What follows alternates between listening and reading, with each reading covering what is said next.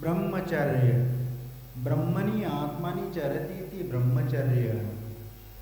जो ब्रह्म यानी आत्मा, जो आत्मा के निकट जो हमेशा वास करता है, निकट रहता है, उसको ब्रह्मचर्य कहा है। यहाँ ब्रह्म यानी आत्मा और आत्मा के निकट जो हमेशा निरंतर वास करता रहता है, आत्मा के बारे में चिंतन करता है, आत्म कल्याण के बारे में विचार करता है और उसी आत्मा का चिंतन करता है, निरंतर करता है, वास्तव में वह ब्रह्मचर्य है। एक तो संयम के रूप में ब्रह्मचर्य का जो पालन किया जाता है वह एक वासना का संयम है, लेकिन यहाँ पर वासनाएं एक नहीं है। एक वासना ये दो प्रकार की है। एक वासना विषयों की ओर ले जाने वाली वह एक वासना है, और एक वासना वह है अध्यात्म की ओर ले जाने वाली, जो आत्मा की ओर ले जाने वाली वह वासना जो उस ब्रह्मचर्य तक ले जाती है। जो आत्मा है वह आत्मा ही ब्रह्म है, और ब्रह्म में जो हमेशा निरंतर वास करता है वह ब्रह्मचर्य कहलाता है, और उसमें जो वास करता है वह पूर्ण रूप से ब्रह्मचर्य का पालन करने वाला होता है। इसीलिए मोक्ष मार्ग में हम चलते हैं तो मोक्ष मार्ग में हम चलते हुए सम्यक दर्शन, सम्यक ज्ञान और सम्यक चारित्र का अनुपालन करते हुए हम मोक्ष मार्ग में निरंतर आगे बढ़ने का प्रयत्न करते हैं। और आज 10 दिनों से हम उस धर्म को समझने का प्रयत्न किया है। उत्तम, क्षमा, मार्दव, आर्जव, शौच, सत्य, संयम, तप, त्याग, अकिंचन और ब्रह्मचर्य, इस प्रकार इन 10 धर्मों को अपने आत्मसात करने का प्रयत्न कर लिया। 10 धर्मों को समझ करके उसको उन विकारों को छोड़ करके उन अध्यात्म को ग्रहण करने का हमने विचार किया। हम क्रोध को छोड़ करके हमने क्षमा को धारण करने का विचार कर लिया। आर्जव है, मार्दव है आदि, शौच, संयम आदि को ग्रहण करने का हमने प्रयत्न कर लिया।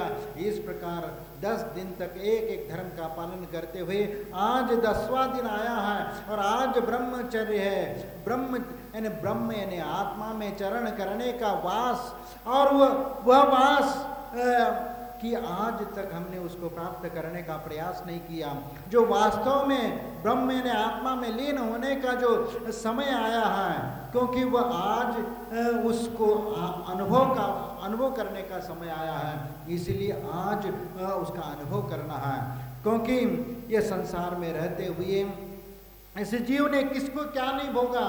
भोगो न भुक्ता वैमेव भुक्ता, तपो न तप्ता वैमेव तप्ता, कालो न यातो वैमेव याता, तृष्णा न जीर्णा वैमेव जीर्णा। यानी वह भोगों को भोगा नहीं, स्वयं ही भोगों के द्वारा वह भोगा गया है। क्योंकि भोगते हुए पूरी जिंदगी निकल गई, लेकिन उसकी इच्छाएं, तृष्णाएं कभी पूरी नहीं हुई, इसीलिए वह इच्छाएं कभी समाप्त नहीं हुई। शरीर जीर्ण हो गया, और शरीर जीर्ण होने के उपरांत भी इच्छाएं, आकांक्षाएं वो पूरी नहीं हुई, इसीलिए वह तृष्णा समाप्त नहीं हुई। क्योंकि शरीर तो क्षीण हो गया। भोगो न भुक्ता वयमेव भुक्ता, क्योंकि हम ही उन भोगों के द्वारा भोगे गए, क्योंकि शरीर थक गया। तपो न तपता वयमेव तपता, हम तप के द्वारा हमने शरीर को नहीं तपाया। हमें तप के द्वारा हमें अपने कर्मों को तपाना चाहिए था, और कर्मों को तपा करके उसको नष्ट करना चाहिए था। और लेकिन तपो न तपता वयमेव तपता, तप के द्वारा जो हमें हमारे आत्मा के भीतर जो निखार आना चाहिए था वह निखार तो आया नहीं, लेकिन उस तप के द्वारा तो हम ही तप गए, यानी हमारा शरीर तप गया, शरीर कृश हो गया, लेकिन वह जो उपलब्धि प्राप्त होना चाहिए था वह उसके द्वारा प्राप्त नहीं हुआ। कालो न आता वैमेव आता, क्योंकि हम अपनी जिंदगी जीते हुए हम तो उस काल यमराज की ओर ही चले गए। कालो न या तो काल तो नहीं आया, यानी आप अपने भोगों को प्राप्त करते करते पूरी जिंदगी निकाल दी, लेकिन फिर भी आपकी इच्छाएं और समय समाप्त नहीं हुआ, फिर भी आशा आकांक्षा अभी भी जिंदा आई है, इसीलिए आप निरंतर उसको प्राप्त करने में लगे। लेकिन वह तुम्हारी आयु, तुम्हारा तुम्हारी उम्र जो है वह मृत्यु के निकट आती चली गई। और इसीलिए कालो नहीं आता वह में वही आता, स्वयं हम मृत्यु की ओर चले गए। और इसीलिए तृष्णा न जीर्णा वह में वह जीर्णा, तृष्णा तो जीर्ण नहीं हुई, बूढ़ापे में भी वह चाह मिटी नहीं है, फिर भी हम जी रहे, आशा लेकर के जी रहे, आज नहीं कल नहीं मुझे सुख मिलेगा सुख मिलेगी आकांक्षा लेकर के चल रहे, लेकिन स्वयं ही जीर्ण हो गए, पूरा शरीर जीर्ण हो गया, हाथ पांव हिलना अपना डुलना सब कम हो गया।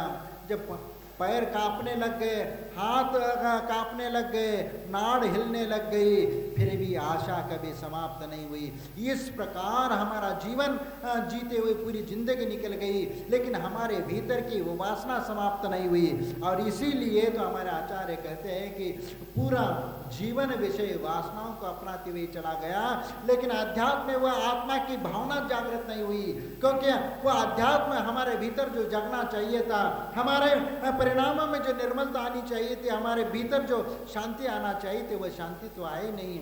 हम धर्म करते करते प्रतिदिन मंदिर आते, जिनेंद्र भगवान का दर्शन पूजन वंदना सब कुछ कर लेते, लेकिन इसके बावजूद भी हमारे भीतर जो कषायों में की कमी होना चाहिए, कषायों में मंदता आना चाहिए, परिणामों में निर्मलता आना चाहिए थी, वह निर्मलता कहीं पर भी नजर नहीं आती। और इसीलिए इस प्रकार पूरी जिंदगी साधना करते निकल गए, लेकिन हमारे मन में जो एक शांति आना चाहिए था और सुख की अनुभूति होना चाहिए था, वह सुखानुभूति नहीं हो रही। इसीलिए तो हमें हमारे परिणामों में निर्मलता लाना चाहिए। ये धर्म और 10 धर्म का पालन करते हुए हमने इतना समय व्यतीत कर लिया, इसके बावजूद हमारे भीतर में परिणामों में निर्मलता आई क्या नहीं, अपने आप को झांक करके देख लेना। और यदि हमारे परिणामों में और कषायों में भी निर्मलता आई है और कषाय में मंदता आई है, तो समझ लेना कि हम 10 धर्म में जो धर्म हमने अपना करके हमने आत्मसात करने का प्रयत्न किया, हाँ तो निश्चित है कि आपने अपने जीवन में कुछ प्राप्त कर लिया, अन्यथा हमारा अपने जीवन में कुछ भी प्राप्त नहीं हुआ। इसीलिए क्योंकि काम का वेग जो आता है, क्योंकि काम का वेग इतना प्रखर होता है कि जो इसके आदी हो जाता है और वासना के आदी हो जाता है, तो उसकी तो आप परिकल्पना भी नहीं कर सकते कि वह कितना वो उसके बिना वह बेभान हो जाता है, क्योंकि उसके बिना वह जीना मुश्किल हो जाता है। इसीलिए हमारे आचार्य ने कहा है कि काम का वेग जब आ जाता है तो ये मरना जीना खाना पीना सब भूल जाता है। और इसीलिए हमारे शास्त्रों में आचार्य ज्ञानार्णव में आचार्य पूज्य शिवचंद्र आचार्य ने कहा है, प्रथमे जायते चिंता, द्वितीय दृष्टुमिच्छति, तृतीय दीर्घ निश्वास, चतुर्थे भजते ज्वरम, पंचमे दह्यते गात्रम, षष्ठम भुक्तम न रोचते, सप्तमे शात महामूर्छा, उन्मत्त त्वम अष्टमे, नवमे प्राण संदेहो, दसमे मुच्यते सुभी, एते वेगे समाक्रांतम जीव तत्वम न पश्यति। यानी इसमें जब काम का ज्वर आ जाता है, काम का वेग आ जाता है, तो प्रथमे जायते चिंता, पहले वह चिंता सताना शुरू हो जाती है, मन में विकल्प आना शुरू हो जाता है, उस चीज को पाने की इच्छा मन में पैदा हो जाती है, और चिंता इतनी सताती है कि वह जब प्राप्त नहीं होता तो द्वितीय दृष्टुमिच्छति, फिर इसके उपरांत वह देखना चाहता है।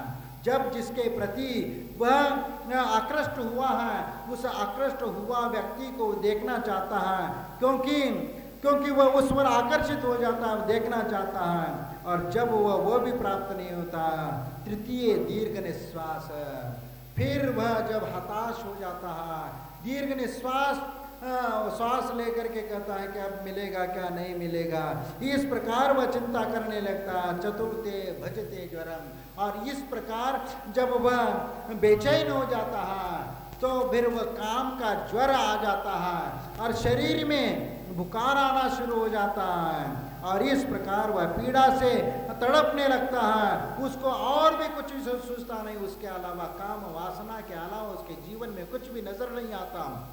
इसीलिए काम वासना से वह स्वयं यदि नियंत्रित नहीं कर सकता, स्वयं यदि कंट्रोल नहीं कर सकता है, तो वह जिंदगी में कभी भी खुशहाली जिंदगी जी नहीं सकता।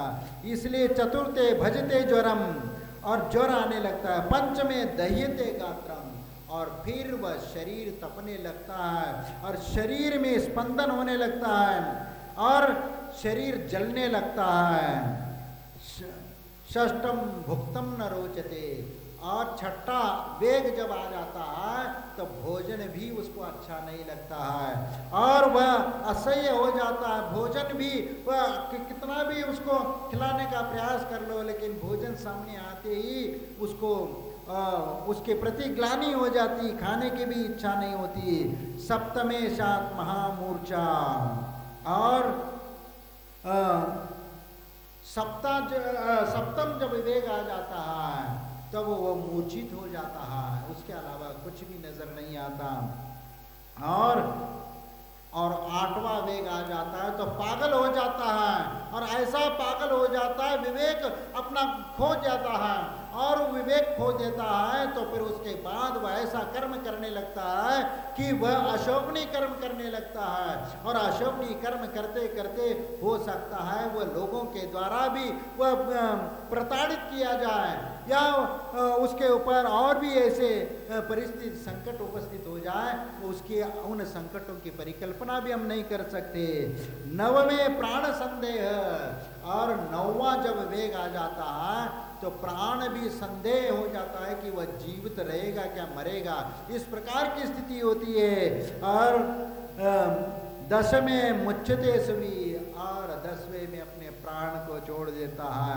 इस प्रकार एतेर वेगे समाक्रांति जीव तत्वम न पश्यति, और इस प्रकार 10 वेग जब आ जाते उस वेग में ये जीव अपने आत्म तत्व को नहीं समझ पाता है और पूर्ण इस जीवन को इसी विषय वासनाओं में गमा करके अपने जीवन को समाप्त कर लेता है।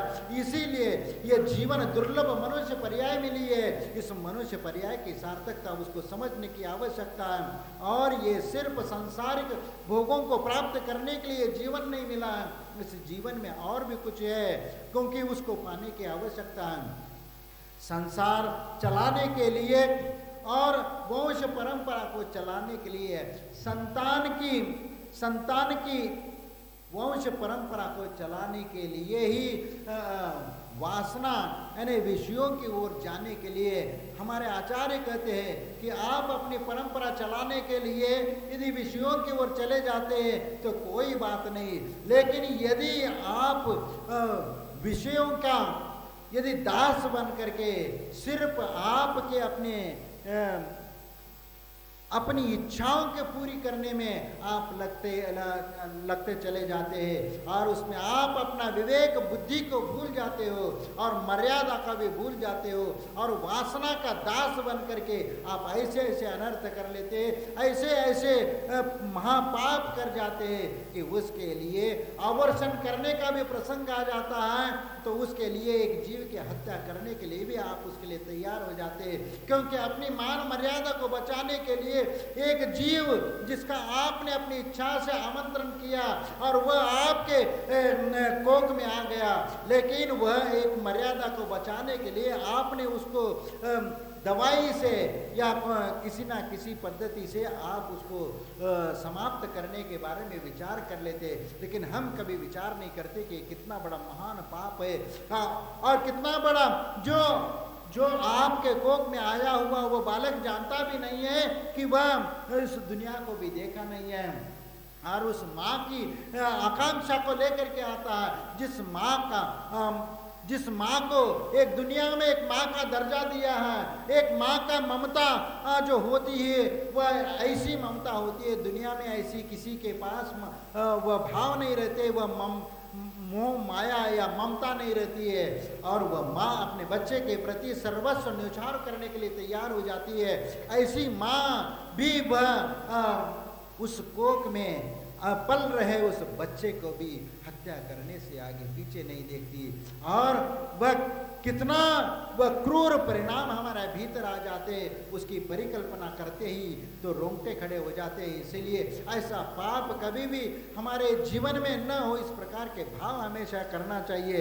और इस प्रकार की प्रवृत्ति हमारे विचार आना चाहिए कि जीवन में इस प्रकार का पाप हमारे हाथों के द्वारा न हो, इस प्रकार की हमेशा निरंतर भावना भाना चाहिए। क्योंकि स्त्री के लिए एक नारी है, नारी के लिए वह भगवान ने ऐसा कुछ गुण दिया हुआ है कि वह तीर्थंकर जैसे महापुरुष को जन्म देने वाली वह माता होती है।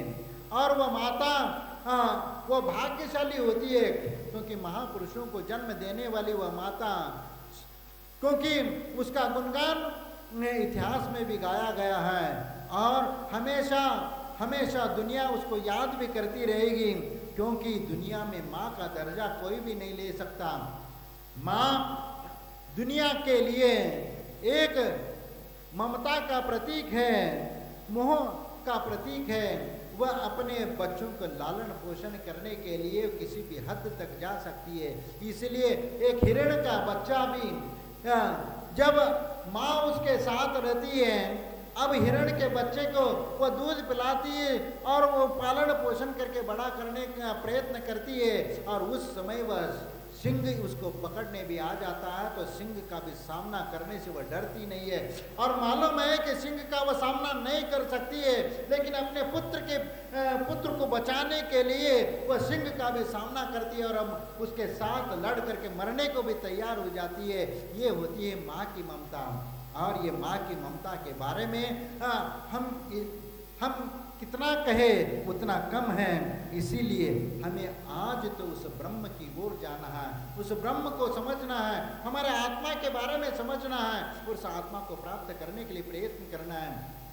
दुनिया में ऐसे बहुत सारे महापुरुष हुए, और मैं आपको मालूम होगा कि एक मुनिराज एक सेठ के यहाँ आहार चर्या के लिए चले जाते हैं, और वहाँ पर आहार के बाद वह मुनिराज वहीं बैठे थे, और वह सेठ जी का लड़का वहाँ पर बैठा हुआ था।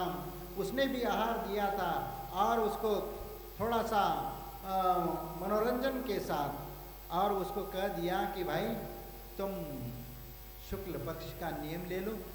वैसे तो शादी नहीं हुई, लेकिन फिर भी आप शुक्ल पक्ष का नियम ले लीजिए।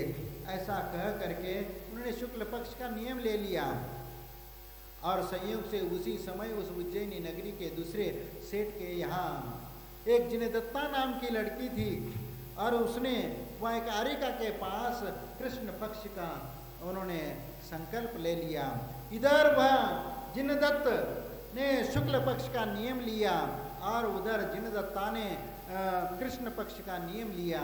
संयोग से उन दोनों की शादी हो जाती है और दोनों का संबंध हो जाता है, दोनों परिवार एक हो जाते हैं। और जैसे ही वह शुक्ल पक्ष की 13 के दिन वह सब विवाह हुआ, विवाह के पहली रात में दोनों एक स्थान पर आए, और उस समय वह जिनदत्त कहता है कि अपने पत्नी से कहता है कि देखो मेरा शुक्ल पक्ष का नियम है, और आज 13 से और 2 दिन की बात है, 2 दिन के बाद पुनः हम मिलेंगे।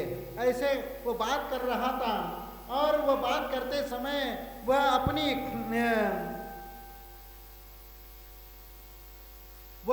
अपने पत्नी से कह रहा है कि अब 2-3 दिन के लिए आप इंतज़ार और करिए कि आज मैं उस नियम का पालन करूंगा, क्योंकि और 2-3 दिन की बात है। तो उसी समय वह पत्नी कहती है, जिनदत्ता कहती है कि देखो कैसा विचित्र संयोग है कि आपका शुक्ल पक्ष का नियम है और मेरा कृष्ण पक्ष का नियम है। तो कृष्ण पक्ष का नियम है तो पति पत्नी के रूप में शादी तो हो गई, लेकिन वह सांसारिक जो बात होना चाहिए वह तो यहाँ आज संभव नहीं है। तो आप ऐसा कर लीजिए कि आप अपनी दूसरी शादी कर लीजिए और मैं तो अभी से संसार मोह माया को छोड़ करके मैं तो आर्य का दीक्षा लेकर के मैं अपना आत्मा का कल्याण करना चाहूँगी, ऐसे वह कहने लगती है। तो उसी समय वह जिंदत्त कहता है कि देखो तुम एक नारी हो करके तुम तो संयम का मार्ग स्वीकार करना चाहती हो और मैं भी एक पुरुष हूँ और मेरे भीतर भी वह क्षमता है, मैं भी वह संयम को ग्रहण करके मैं भी अपना आत्मा का कल्याण कर सकता हूँ। इसीलिए आज से हम संकल्प करते हैं, हम रहेंगे घर में और इस संयम का पालन करते रहेंगे और किसी को भी इसको भान भी होना नहीं देंगे, किसी को बताएंगे नहीं, लेकिन घर में माता पिता की सेवा करते हुए हम अपना जीवन यापन करेंगे, एक 80 धारा व्रत के रूप में इसका पालन करेंगे। ऐसा उन्होंने संकल्प ले लिया और दोनों साथ में रहते हुए, दोनों घर में शुद्ध भोजन करते हुए वह अपना जीवन यापन शुरू कर देते एक संयम के साथ। ये इतना कोई सामान्य बात नहीं,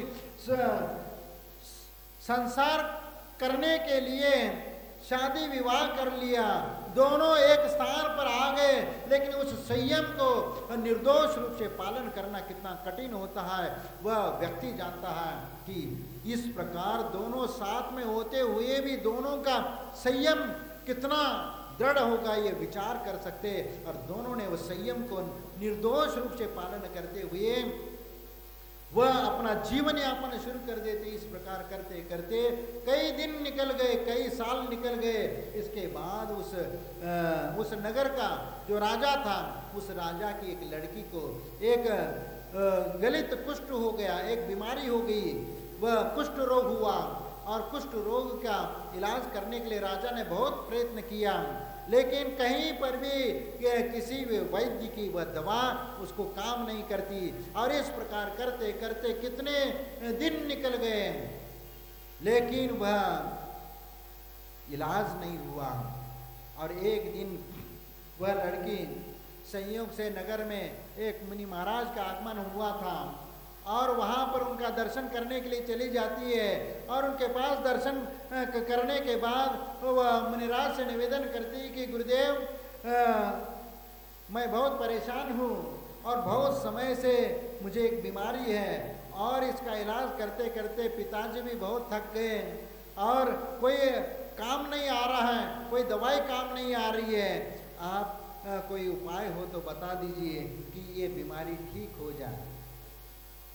तो मुनिराज ने उसकी बात को सुन करके देखा और वो कहा कि देखो इसका इलाज तुम्हारे नगर में है। वह 80 धारा व्रत का पालन करने वाले जो दंपति है उनके घर में आप यदि भोजन करोगे तो उनके द्वारा दिए हुए आहार को ग्रहण करोगे तो उसी दिन तुम्हारा वह रोग समाप्त हो जाएगा। तो पूरे नगर में किसको ढूंढे, ऐसे कौन दंपति है जो जिनके घर जा कर के उनके हाथ से आहार ग्रहण करें। लेकिन गुरुदेव ये तो बताए कि यदि किसके घर में वो कौन जोड़ा है कैसे मालूम पड़ेगा, या इनके घर में जाएंगे आहार कर लिया लेकिन हुआ क्या, वो इलाज हुआ क्या नहीं हुआ है कैसे मालूम पड़ेगा, उसकी पहचान क्या होगी या उसका चिन्ह क्या होगा। तो उनने कहा कि जिस घर में आप आहार करने के लिए जाओगे, जिस पति पत्नी ने जीवन पर्यंत 80 धारा व्रत लेकर के जिन्होंने निर्दोष रूप से ब्रह्मचर्य का पालन किया, उस घर में जाते ही तुम्हारा जाते ही वह चंदवा सफ़ेद हो जाएगा और उनके घर में भोजन करने के उपरांत वह तुम्हारी बीमारी ठीक हो जाएगी उनके आहार ग्रहण करने से, ऐसा। और वह इसी प्रकार फिर राजा ने कहा कि अब प्रतिदिन एक एक घर में प्रतिदिन श्रावकों को बोल दिया कि जो भी पति पत्नी हैं वह नियम धर्म का पालन करने वाले हैं, जो धर्म करने, क्योंकि कोई भी ऐसा बताएगा नहीं कि हम ये नियम पालन कर रहे क्या नहीं कर रहे। लेकिन ये है कि जो भी धर्मात्मा लोग, हर घर में वह प्रतिदिन का चौका लगना शुरू हो जाता है और वहाँ जा करके ये लड़की भोजन करके आ जाती है। और इस प्रकार प्रतिदिन एक एक घर में जा करके भोजन करके आती है। इस प्रकार करते करते कई दिन निकल गए और वहाँ तो पूरे नगर में तो इतने सारे सैकड़ों हजारों घर, अब किसका नंबर आएगा और किसके घर में ऐसा वह जोड़ा होगा, वह विचार करने में लग जाती है। और 80 धारा व्रत का पालन करने वाले ऐसा कौन सा जोड़ा होगा और किस घर में होगा, वह एक करते करते इस प्रकार एक दिन वही जिनदत्त और जिनदत्ता के घर में उनका नंबर आ जाता है। और जैसे ही वह उस घर में पहुंच जाती है और उनके लिए भोजन के लिए ला करके चौके में बिठाया जाता है, और जैसे ही वह बैठ जाती है तो वह चंदवा जो धुआं से काला हो गया था वह सफ़ेद हो जाता है। वह लड़की समझ जाती है कि यही वह परिवार है, और इसके उपरांत वह भोजन कर लेती है। और भोजन करने के उपरांत वो उसकी बीमारी ठीक होना शुरू हो जाती है। और तुरंत उसके बाद उनके साथ जो और भी लोग आए हुए थे तुरंत वह समझ जाते हैं, और वह लड़की उन दोनों के चरण स्पर्श करती है और कहती है कि मैं आज धन्य हो गई। आप ऐसे 80 धारा व्रत का पालन करने वाले आपको देख करके हमारे नगर में भी ऐसे जोड़ा रहता है। यह हमारा अभाग्य है कि आज आपके कारण ये मेरी बीमारी ठीक हो गई, और आप इस प्रकार के कठोर 80 धारा व्रत का पालन कर रहे, जो दोनों आप ब्रह्मचर्य पूर्वक इस प्रकार जीवन यापन कर रहे, और ये आज तक किसी को मालूम नहीं हुआ था। और उनने संकल्प लिया था जिस दिन इस लोगों को मालूम हो जाएगा कि 80 धारा व्रत का हम पालन कर रहे, उसी दिन हम घर परिवार को छोड़ करके संन्यास को ग्रहण करेंगे। ये उनने संकल्प लिया हुआ था। और उनने पूछा कि तुम्हें कैसे मालूम?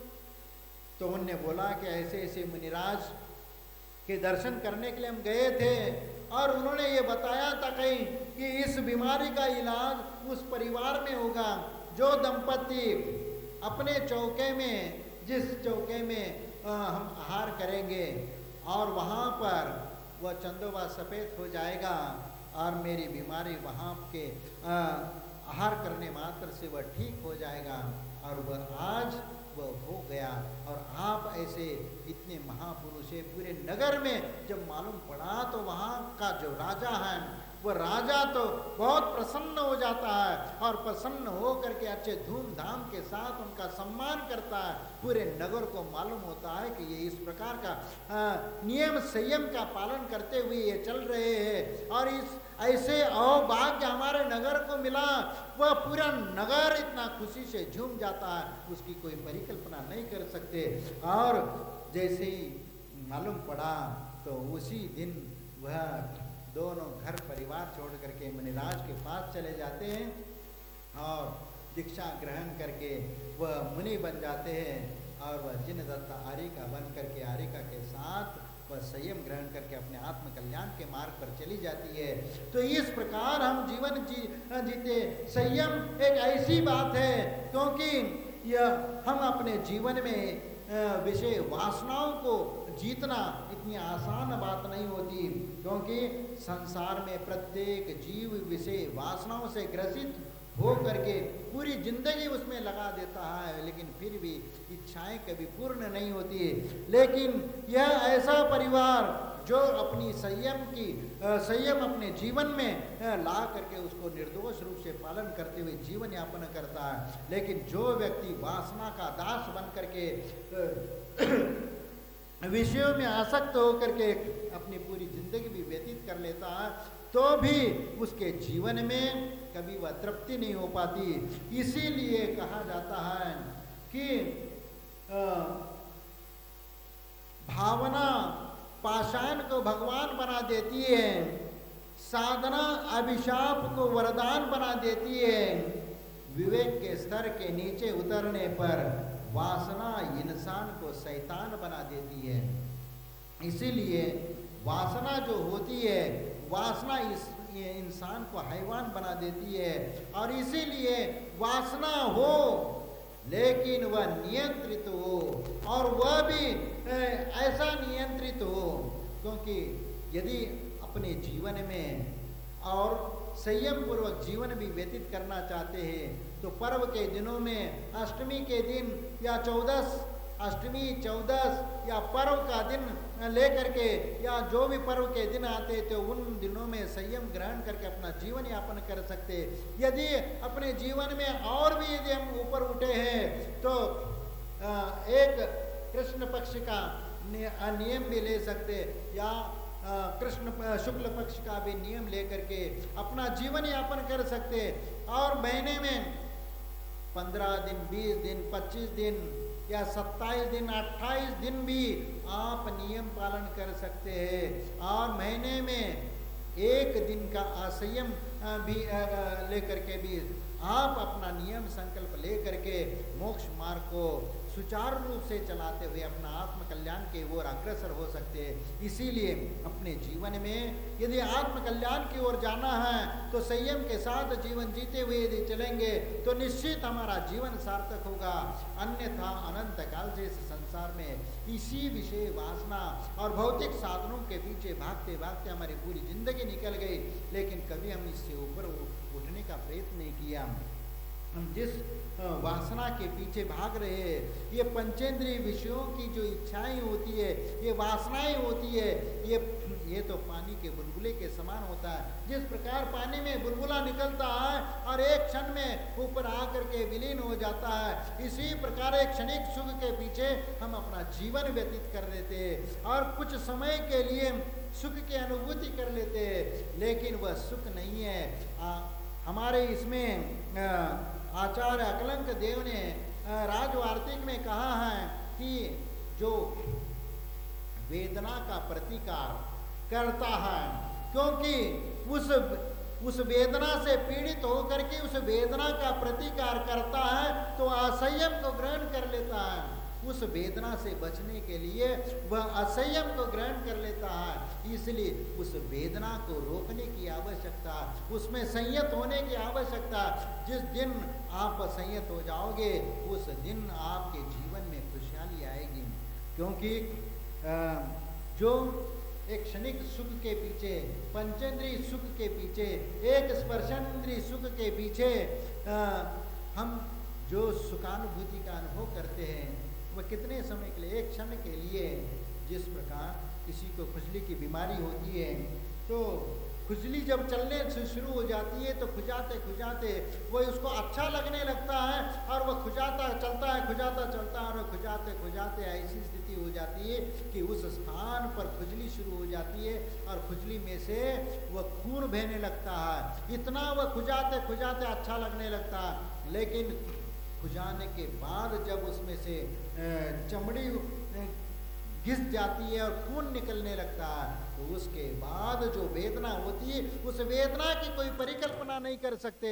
और इस प्रकार वह वेदना का प्रतिकार इतनी भयंकर होती है कि आप उसकी परिकल्पना नहीं कर सकते, क्योंकि खुजली खुजाते समय तो बहुत अच्छा लगता है, लेकिन जब खुजली खुजाने के बाद जब घाव हो जाता है तो उस समय उसकी जो पीड़ा होती है वह असह्य वेदना होती है, उसकी हम परिकल्पना नहीं कर सकते। इसलिए हम संसार में जो भौतिक साधनों के पीछे भाग रहे, क्षणिक सुख के पीछे हम भागते हैं, लेकिन अल्प समय के लिए हम सुख की अनुभूति करने का प्रयत्न करते हैं, लेकिन वह सुख आपको कितनी समय तक दुख देता है ये विचार करो। जो एक क्षण के लिए आप विषयों की अपेक्षा करते हैं, लेकिन एक क्षण में आप जो सुखानुभूति कर लेते हैं, लेकिन उसका जो बाद में जो प्रतिक्रिया आती है और उसका जो फल सामने आ जाता है तो उसके बाद जो दुख आता है वह दुख अधिक समय तक भोगना पड़ता है, क्योंकि उसकी प्रतिक्रिया जो होती है कालांतर में उसका वासना का काल जो होता है वो वासना का काल अधिक होता है और वो वासना का काल निरंतर आपको दुख देता है। एक क्षण के लिए तो आप एक अनुभूति कर लेते हैं, एक अच्छे सुखानुभूति कर लेते हैं, लेकिन उसका वासना का काल निरंतर चलता रहता है, तो उस समय प्रति क्षण, हर पल, हर क्षण आपका उसकी दुख की वेदनाएं होती चली जाती है।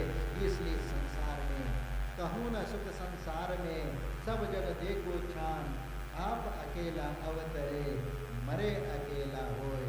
इसलिए भोगों से किसी को आज तक तृप्ति नहीं हुई, और क्योंकि एक बार भोगों का स्वाद जो ले लेता है, तो फिर उस स्वाद का अनुभव करता करता ही वह दुखी हो जाता है। वह प्राप्त हो या न हो, लेकिन उसको पाने की आकांक्षा लेकर के वह अपना जीवन जीना प्रारंभ कर देता है, उसी में वह दुखी होकर के पूरा जीवन समाप्त कर लेता है, लेकिन कभी भी सुख और शांति की प्राप्ति नहीं होती। इसीलिए एक प्रसंग मुझे और एक याद आ रहा है, और मैं वो बताना चाहता हूँ कि दो राजकुमार, और वह छोटी उम्र में ही इन्हें वह गुरुकुल में अध्ययन करने के लिए चले जाते हैं, और छोटी उम्र में ही घर परिवार को छोड़ करके, राज परिवार को छोड़ करके ही वह गुरुकुल में जा करके अपना अध्ययन शुरू कर देते हैं, और वहाँ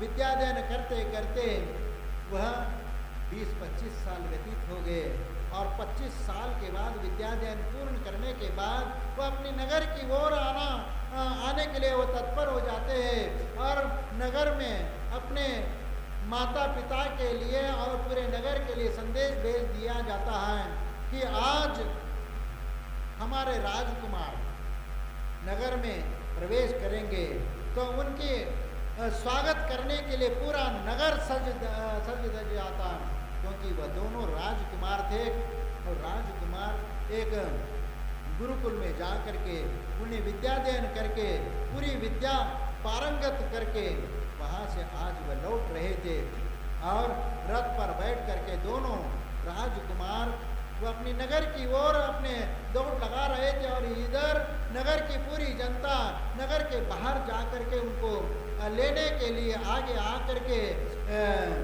लेने के लिए आई है, और पूरे नगर के बाहर आ करके उनको लाने के लिए तत्पर है।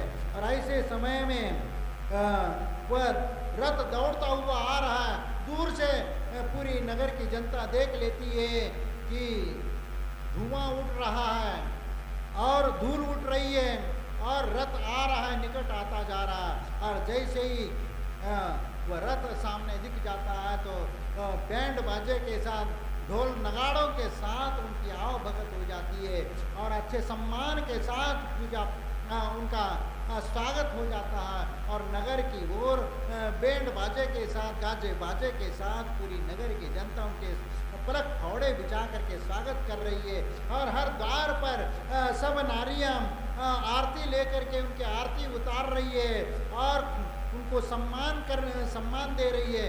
इस प्रकार वह धीरे धीरे वह नगर की ओर आते जा रहे, और इनका सम्मान होते होते वह नगर के भीतर प्रवेश कर लेते हैं, और भीतर आने के उपरांत एक राजमहल के दरवाजे पर वह रथ आकर के रुक जाता है, और वहाँ पर वह देख लेते हैं कि एक उनमें से एक की दृष्टि उस राजमहल के बारादरी पर चली जाती है। वह एक राजकुमारी वहाँ उस आरती लेकर के खड़ी है, वह आरती उतारने के लिए खड़ी है, और एक सुंदर उस राजकुमारी को देख करके उसके ऊपर वह मोहित हो जाता है। एक राजकुमार मोहित हो जाता है, और वह अपने दूसरे भाई से कहता है कि देखो, ये तेरी भाभी बनेगी, ये तेरी भाभी बनेगी।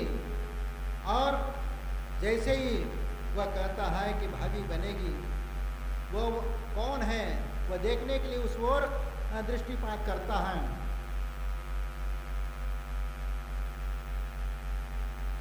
वह दृष्टिपात कर लेता है, और वह देख लेता है, तो वह एक सुंदर कन्या को देख करके, एक राजकुमारी को देख करके वह भी उसके ऊपर मोहित हो जाता है, और वह कहता है कि नहीं, ये तेरी भाभी बनेगी।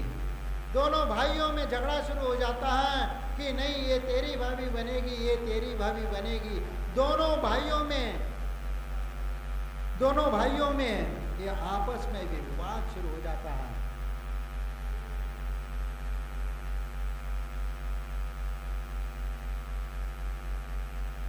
भाई थोड़ा सा 5 मिनट रुक जाओ, 5 मिनट, हाँ 5 मिनट, 5 मिनट, 5 मिनट, ये उदाहरण दे करके समाप्त। तो दोनों भाई आपस में लड़ने लगते हैं, नहीं ये तेरी होगी, ये तेरी होगी, इस प्रकार कह करके आपस में लड़ने लगते।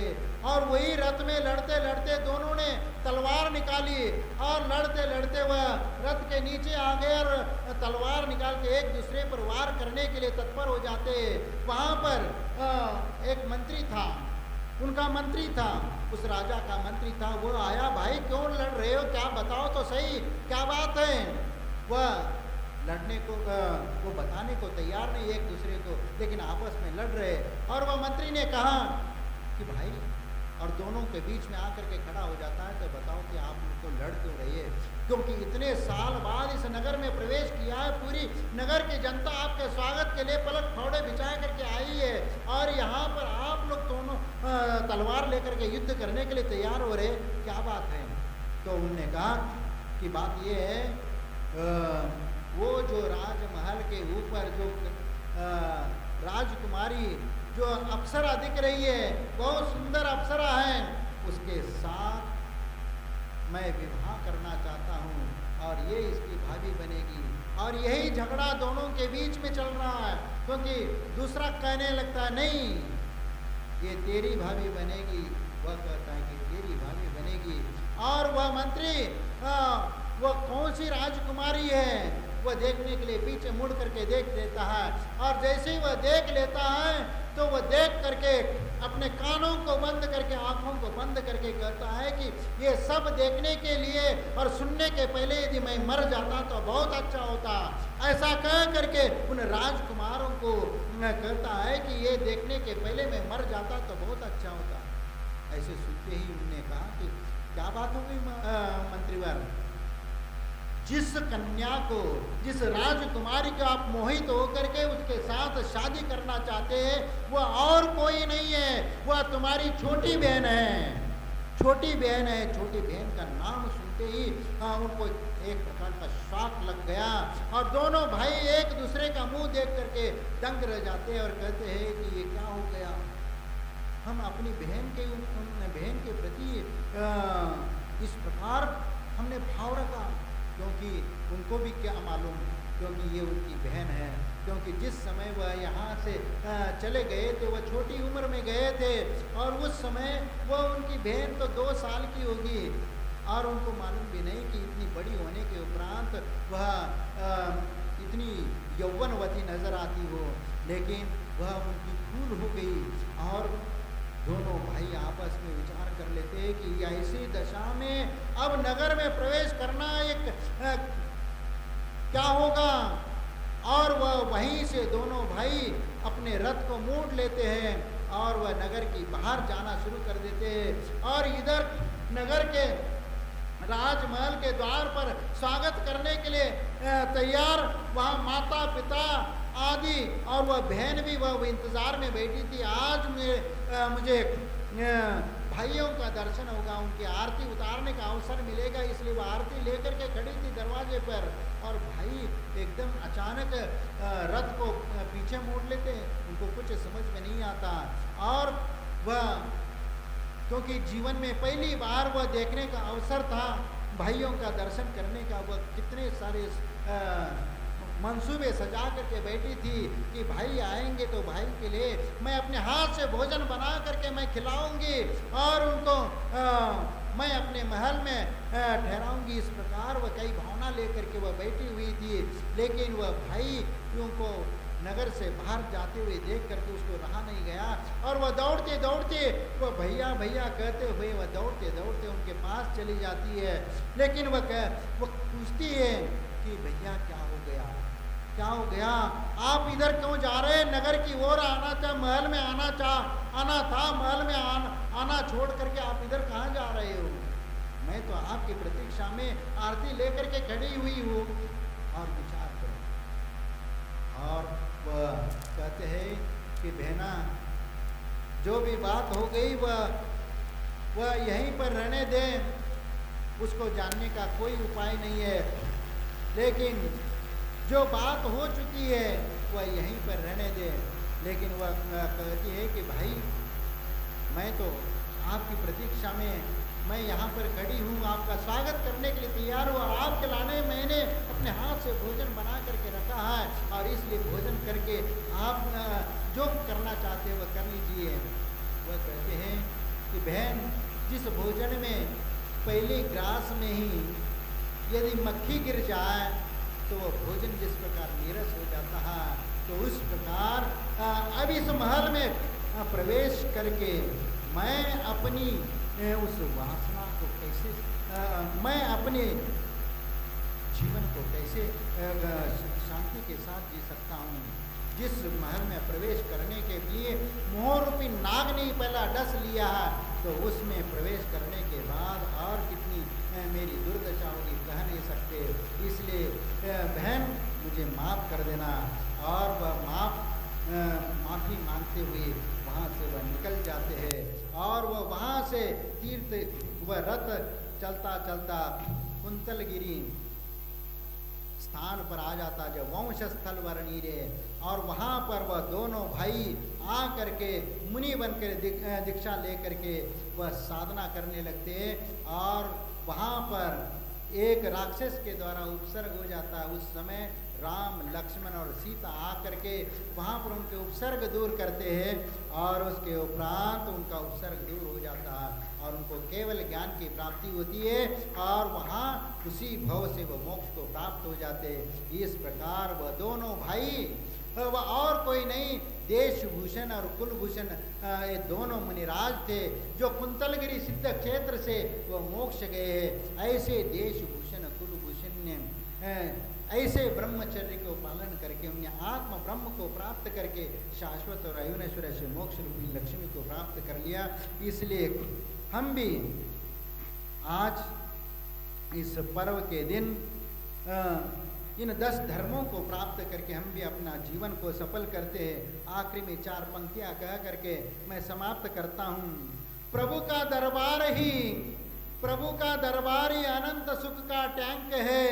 अनंत सुख के टैंक में सम्यक रूपी बैंक है, और सम्यक रूपी बैंक में जो खाता खोलेगा वह 10 धर्म रूपी ब्याज कमाकर मोक्ष द्वार को खोलेगा, मोक्ष द्वार को खोलेगा। जय बोलो महावीर भगवान।